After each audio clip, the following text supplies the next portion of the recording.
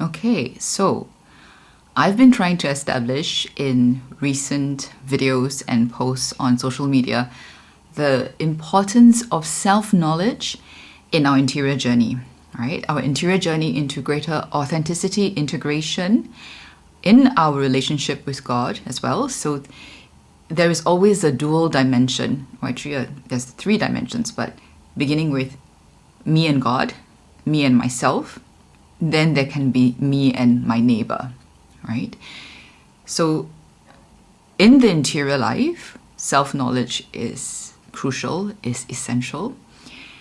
But what do I mean by self-knowledge? Okay, I think I want to unpack this a little bit also, because maybe you hear self-knowledge and you have certain assumptions about what I'm talking about, right? And I want to differentiate also between different layers of knowing ourselves. Okay, so there was a post, if you follow me on my Instagram or Facebook, there was a post I made about 4 layers of knowing God. I'm going to go through these 4 layers now in relation to our relationship with ourselves, okay? Because the principles are the same. So the first layer of knowing myself is an intellectual kind of knowing. It's a detached kind of knowing. By detached, I don't mean bad. It's just, it means that it is kind of like more at the level of, conceptual, I know something about myself. So how would I come to know something at the level about myself? One, actually, especially when we're very young, we may come to know that about ourselves, or believe that about ourselves because we hear people saying that about us, right? So if we keep hearing people say, oh yeah, this one can study really well, or he's smart, then I may think I know that about myself. I'm smart at an intellectual level, right? If let's say you're somebody that likes to take different kinds of personality assessments and tests, for example, the Myers-Briggs, you may say, well, according to this instrument, I am an ENFP, for example, okay? If it doesn't mean anything to you, that's all right, doesn't matter. But, I read what this description is about, and supposedly by taking this assessment, this is what I'm like. And maybe I see some similarities, to what I observe about myself. But notice this knowing, this knowledge is about me, right? It's an intellectual knowing about myself. Similar to when I was referring to knowing God, at this layer of knowing, I can study scriptures, I can read what scholars say about God through, let's say, the study of scripture or through theology. I can study what is handed down in my tradition about God, but it's about God. Right? It's coming from still, a little bit further out from myself, right? It's not a personal kind of knowing.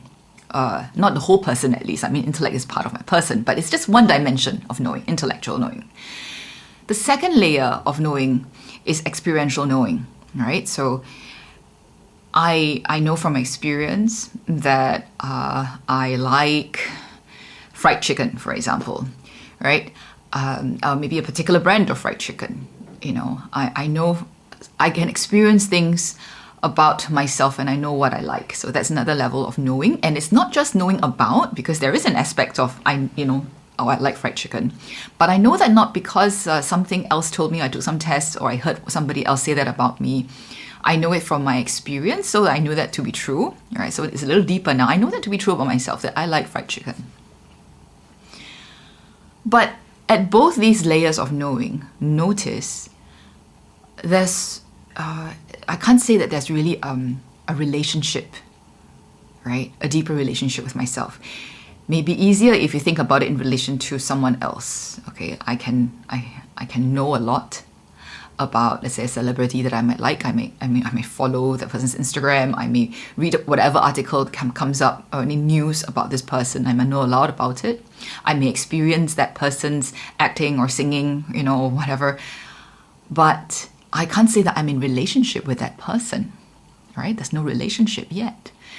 To be in relationship, we need to talk about the third layer of knowing, what I call the affective knowing, right? Affective knowing is now being aware of, attuning to someone. Okay, so when I talk about affective knowledge of God or affective knowing of God, it's I'm attuning to how God is attuned to me. There's a dynamic there, how this person is present to me. All right? So there has to be a bit of relationship now, a deeper relationship. So when I'm talking about affective knowledge of myself, I'm talking about attuning to myself. Am I present to my moods? Okay, not just as an external observer, but with a stance of caring and concern, like I would for a friend. Right? If I notice someone I care about, if I'm attuned to that person, I would be sensitive to what's going on, what seems to be going on in him or her's emotional life or life. I will have that concern. I want to be present, to notice, and to be with that person in whatever he or she is going through. And if I care about the person, I know he or she is in distress, I want to be able to also be, in a sense, a calming presence to help him or her come back to being grounded and anchored, right? If possible. I mean, not that I can solve any problem, but just to be with that person so that they can come to be present and know that they're not alone. That is how God's attuned to me. And if I know God effectively at this third layer of knowing, it means that I'm present to Him being present to me. Okay, that's very, very different than just knowing about Him or experiencing, God reaching out to me now and then, right? It's a deep presence. Attuning to myself, effectively knowing myself, means I become attuned to my body, the sensations, the thoughts that I have, the emotions. I become an expert in a sense of knowing what makes me fearful or what triggers me, and I know how to step back when things like that happen, to listen to my needs and not just push that aside and bypass my needs in order to get things done. Okay? This deeper level of knowing, affective knowing of myself, gives context and life to the levels of intellectual and experiential knowing of myself. Okay? I won't go too much into that here, but it fleshes the other kinds of knowing of myself. All right, so that's affective knowing, being attuned to myself. And then the fourth layer of knowing, I called it unitive knowing, right? And when I was referring to our relationship with God, I said unitive knowing as God is, being so loved by God that I become love myself, right? So steeped in being held and loved and known by God that I become really the incarnate bodily presence of God in the world through my life. I become one. It's going towards union with God. It's a great intimacy. When I'm applying this to self-knowledge, unitive knowing, I will be referring to internal harmony. Okay? What does that mean? When I am not attuned to myself, if I can't even attune to myself, I will not realize when all parts of me are very fragmented. Okay? I'm broken and fragmented. I may be in distress and I'm not aware of it. I may be just too busy to notice that I'm in distress, and I may try and pray it away or intellectualize it away. I'm not being with myself, right? So then the parts of myself would still be at war with one another. That's often the norm for us because we're wounded people, and having been wounded, our interior reality would be fragmented. There are many parts of us that are not in harmony, and that's why we're not at peace within ourselves. So we find it very difficult to be at peace with others or at peace with God. How can we have harmony with others when we are in such disharmony within ourselves? Now, but this is a reality that a lot of people don't pay attention to, right? Even when we recognize that we want to improve our relationships with others, a lot of us try to do that without trying to address the disharmony within ourselves.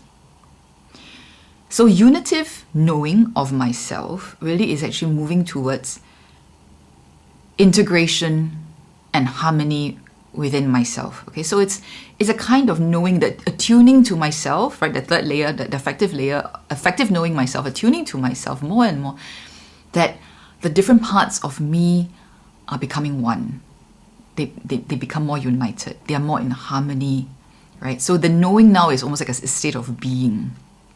Just like unitive knowing of God is actually a state of being. It's definitely not just intellectual knowing, okay? So you have to remember that when I say knowing, it's not just intellectual knowing. That is just one layer, okay? One mode and one layer of knowing. So unitive knowing of myself then is being more one, more integrated, right? And that means there's greater integrity within myself, greater harmony. When we're talking about self-knowledge, and in the context of spirituality, in the context of being a more authentic person, all these layers of knowing self is important. And we struggle with this because the way the world values knowledge often is just at the level of intellectual and experiential, right? The world is a very fragmented world because there's so little presence and attunement of people knowing how to be with one another. And so most of us, growing up in the schools, in the systems, in our families, we would not have very much experience of being attuned to, of being really, really very well attuned to. And even when we begin to take our faith seriously, for most of us, our exposure to religion and faith will also meet us first at the level of intellect, maybe experience, right? Practices, religious practices. We learn a lot of a list of do's and don'ts. Prayer, for a lot of us, we learn set prayers. Not that these are bad prayers or inferior prayers, but I'm saying they're not intimate. And on their own, they can't help us build an intimate relationship with God, right? Whether it's with God or with ourselves. So if we are at that point in our journey, if you're at that point in your journey where you find that you've plateaued, okay? Your spiritual growth has plateaued, and you've gone for a lot of formation courses, you've done a lot of studies, you try to be regular in your prayer, and yet you find you do not really know yourself, you don't really love yourself, and you still wonder whether God really, really loves you, even though your mind tells you, yes, I believe, but you find that actually you're still fearful and insecure. Maybe it's these deeper levels or layers of knowing that you need to enter. The affective knowing of God and of yourself, and the unitive knowing of God and yourself. Right? So that's what I think this account is about, when I try to help you to see that there are these deeper ways of coming into union, right, with yourself and with God. And when that happens, when we enter these deeper layers of knowing, we also learn to be that way when we know others, right? Especially those that we're in deeper relationships with, right? Not just strangers or acquaintances, but sometimes even when we are face to face with somebody that's not necessarily a close friend or family, we'll find that we, over time, would have cultivated the ability to be present to them, to really hear and see what's going on, the needs that they may not even communicate verbally, right? Because we have learned to be deeply present to God being present with them and within us. So, self-knowledge.